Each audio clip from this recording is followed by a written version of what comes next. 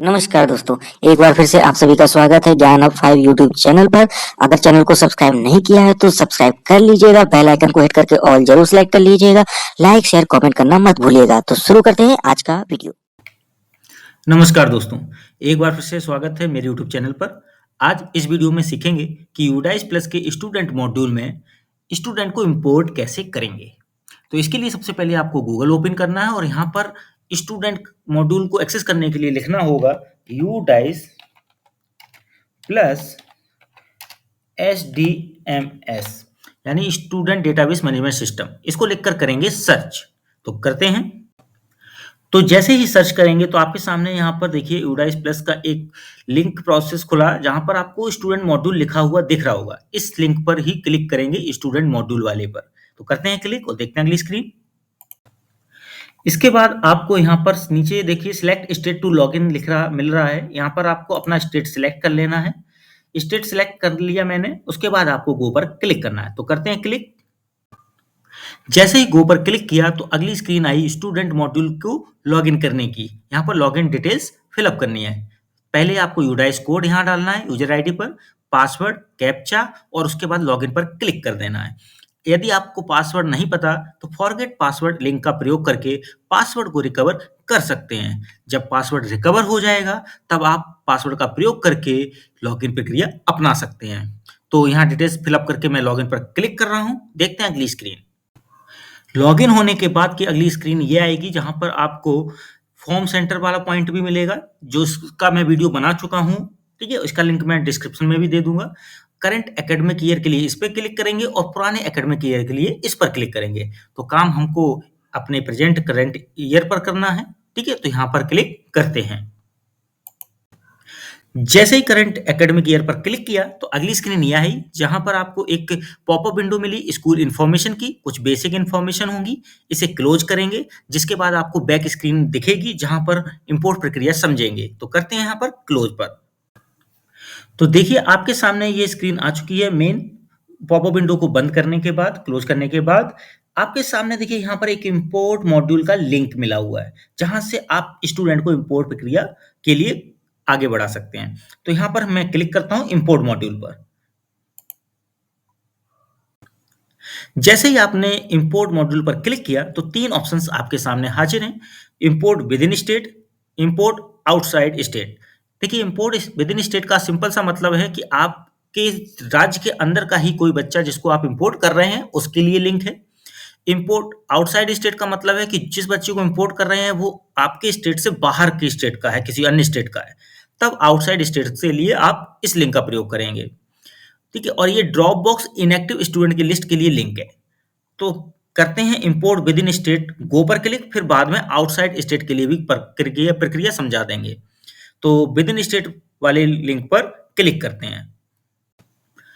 जैसे ही आपने with in state के गो पर क्लिक किया तो आपके सामने import student from academic year 2023-24 से 2024-25 के लिए आ गया है। जहां आप देखिए नीचे सीधी समझते हैं बात को कि स्टूडेंट का पैन नंबर आप यदि पता है तो आप डालिए, डेट ऑफ बर्थ डालिए और गो पर क्लिक कर देंगे।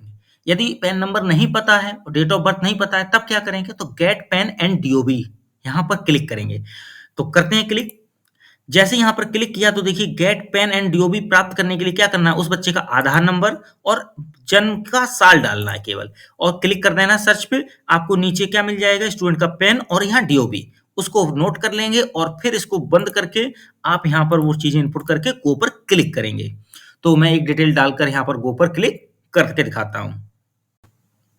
तो देखिए मैंने यहाँ पर स्टूडेंट का पैन नंबर, डीओबी यानी डेट ऑफ बर्थ इनपुट करके गो पर क्लिक किया।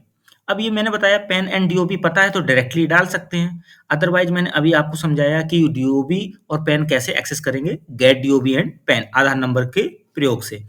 तो जैसे ही इनपुट करने के बाद गो पर क्लिक किया तो आपके सामने स्टूडेंट का स्टेटस देखिए ग्रीन पट्टी में दिख रहा है। करंट स्कूलिंग स्टेटस इसका ग्रीन पट्टी में दिख रहा है। ठीक है, एलिजिबल फॉर एडमिशन क्लास 2। ठीक है, यानी फर्स्ट क्लास से इसको हटाया गया था बच्चे को। तो इस तरह से ये रीजन्स यहाँ देखेंगे। स्कूल नेम अनटैग्ड है, यूडाइस कोड अनटैग्ड है। इस तरह से आप ये चीजें देख सकते हैं, यहाँ पर बच्चा दिखेगा। अब बात ये आ जाती है कि अगर आप इसको 2 क्लास में लेना चाहते हैं तो इंपोर्ट क्लास देखिए नीचे सिलेक्ट करनी पड़ेगी जिस क्लास के लिए इंपोर्ट कर रहे हैं।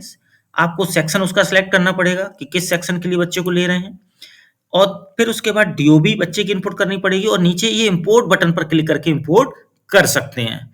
तो देखिए स्टूडेंट का जो स्टेटस है वो ग्रीन पट्टी का मतलब ही है, ये आपको एक हरी पट्टी का मतलब हरा निशान ये इंडिकेट कर रहा है कि एलिजिबल टू इंपोर्ट। ये देखिए ग्रीन कलर का मीनिंग है। तो अब ये रेड कलर अगर होता है तो नॉट एलिजिबल टू इंपोर्ट। तो ऐसा केस कब आएगा, यानी बच्चा कहीं ऑलरेडी स्टडी कर रहा है और आप उस बच्चे को यहाँ इंपोर्ट करना चाह रहे हैं, ऑलरेडी वो इंपोर्ट होके कहीं स्टडी में है, तब वो दिक्कत करेगा, यानी रेड इंडिकेशन आएगा उसका और वो बताएगा एक की इंपोर्ट प्रोसेस नहीं हो सकती। तो देखते हैं उस डिटेल को फिलअप करके जहां पे वो बच्चा ऑलरेडी कहीं स्टडी कर रहा हो तब रेड कैसे आता है। अब आप देखिए मैंने फिर से एक बार स्टूडेंट का पेन इनपुट किया, डीओबी इनपुट किया और गो पर क्लिक कर दिया। अब नीचे आप देख सकते हैं ये एक्टिव रेड कलर में लिख कर आ रहा है। इट मीन्स सिंपल सा।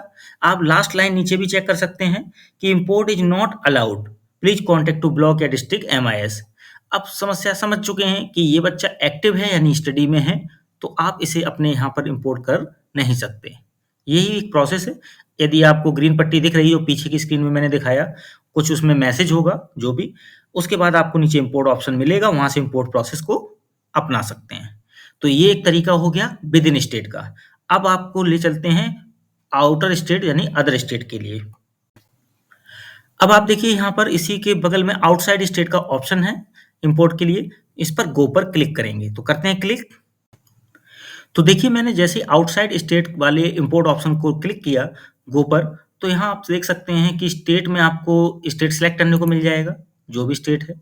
एक चीज बस यहाँ बता देते हैं, अब मान लीजिए कि कोई केंद्रीय विद्यालय है या जवाहर नवोदय विद्यालय है, तो यहाँ पर आपको केंद्रीय विद्यालय से देखिए मिलेगा ये केंद्रीय विद्यालय संगठन नाम, ठीक है, इसको सिलेक्ट कर लेंगे, इसके लिए स्टेट की जरूरत नहीं पड़ती। और जेएनवी के लिए आप जब जाएंगे तो नीचे आपको नवोदय विद्यालय समिति का मिलेगा, ठीक है, जे से मत ढूंढिएगा इसका सीक्वेंस में, आपको एन वाले सीक्वेंस में मिलेगा, देखिए जवाहर नवोदय विद्यालय समिति के नाम से। तो आप इनको जो सेंट्रल लेवल के हैं इनको आप इस तरह से सिलेक्ट कर लेंगे और उन स्टूडेंट का पेन डालेंगे, डीओबी डालेंगे, गो पर क्लिक करेंगे और फिर से वही सेम प्रोसेस होगी जो अभी मैंने पीछे विद इन स्टेट के लिए दी थी। आउटसाइड स्टेट में भी वही मिलेगा इंपोर्ट प्रक्रिया। तो यहाँ हो गया। अब मान लीजिए आपको केस मिलता है एक और, कि यदि विद इन स्टेट और आउटसाइड स्टेट दोनों में वो बच्चा नहीं मिलता है, यानी आपको डीओबी और उसकी पेन नहीं मिल पा रहा है, तब आप क्या करेंगे? तब आप क्लिक करेंगे देखिए ऊपर drop box inactive student list पर। तो करते हैं क्लिक और देखते हैं अगली स्क्रीन। तो देखिए जैसे ही drop box inactive student list पर क्लिक किया, तो उसके बाद आपको उस विद्यालय का यूडाइस कोड डालकर सर्च पर क्लिक कर देना है। उसी विद्यालय के स्टूडेंट की लिस्ट जो ड्रॉप बॉक्स और इनएक्टिव स्टूडेंट की होगी वो ओपन हो जाएगी, ठीक है। और यदि आपको वो कोड नहीं पता है यूडाइस कोड, तो आपको यहाँ पर स्टेट सिलेक्ट कर लेना है। स्टेट में एक बार फिर से वही चीज कि अगर केंद्रीय विद्यालय है तो केंद्रीय विद्यालय समिति ले लेना है, संगठन ले लेना है, और यहाँ जवाहर नवोदय विद्यालय के लिए आपको एन से सीक्वेंस ढूंढना है, नवोदय विद्यालय समिति का, ठीक है। डिस्ट्रिक्ट आपको सिलेक्ट कर लेना, उसके बाद ब्लॉक सिलेक्ट कर लेना है और स्कूल का नाम सिलेक्ट कर लेना है और सर्च पर क्लिक करेंगे तो आपको लिस्ट यहाँ नीचे मिल जाएगी। तो मैं एक प्रक्रिया यहाँ करके दिखा देता हूँ। तो देखिए मैंने डिटेल्स फिलअप कर दी, ठीक है, ये आपको बताई और सर्च किया तो स्टूडेंट की ये लिस्ट खुल गई यहाँ पर। उसके बाद आप साइड में देख सकते हैं इंपोर्ट ऑप्शन मिलेगा उन बच्चों के सामने, यदि इंपोर्ट अलाउड होगा, एलिजिबल टू इंपोर्ट होंगे तो यहाँ से इंपोर्ट किया जा सकता है उन बच्चों को अपने विद्यालय में, ठीक है। तो ये प्रक्रिया है इंपोर्ट की जो मैंने 3 तरीके से सिखा दी। कौन-कौन तरीके से एक बार रिवाइज कर देते हैं। पहला इंपोर्ट विद इन स्टेट वाली प्रोसेस, इंपोर्ट आउटसाइड स्टेट वाली प्रोसेस जो कि लगभग सेम है, बस आउटसाइड स्टेट का प्रक्रिया थोड़ा सा डिफरेंस है। बाकी थर्ड है कि जब आपको डीओबी और पेन नहीं मिल पा रहा हो बच्चे का, तो आप drop box inactive student list से कैसे बच्चों की लिस्ट देखकर वहां से इंपोर्ट करेंगे, विद्यालय को सर्च करेंगे, उस प्रक्रिया के तहत इंपोर्ट कैसे करेंगे वो प्रक्रिया समझाई। तो इस तरह से ये 3 प्रक्रियाओं से इंपोर्ट प्रक्रिया कर सकते हैं और व्यू समरी में जाके आप इंपोर्ट देख सकते हैं यहाँ से विद इन स्टेट वाला। इस तरह से आपको ये प्रक्रिया इस वीडियो के माध्यम से मैंने समझाने का प्रयास किया। यदि वीडियो अच्छा लगा हो तो प्लीज लाइक शेयर कमेंट करना मत भूलिएगा। यदि यूट्यूब चैनल सब्सक्राइब नहीं किया तो प्लीज सब्सक्राइब जरूर कीजिएगा। मिलते हैं अगली वीडियो में, आज के लिए बस इतना ही, धन्यवाद। पूरा वीडियो देखने के लिए बहुत बहुत धन्यवाद। चैनल को सब्सक्राइब कर लीजिएगा, वीडियो को लाइक शेयर और कमेंट जरूर कीजिएगा। मिलते हैं अगले वीडियो में, धन्यवाद।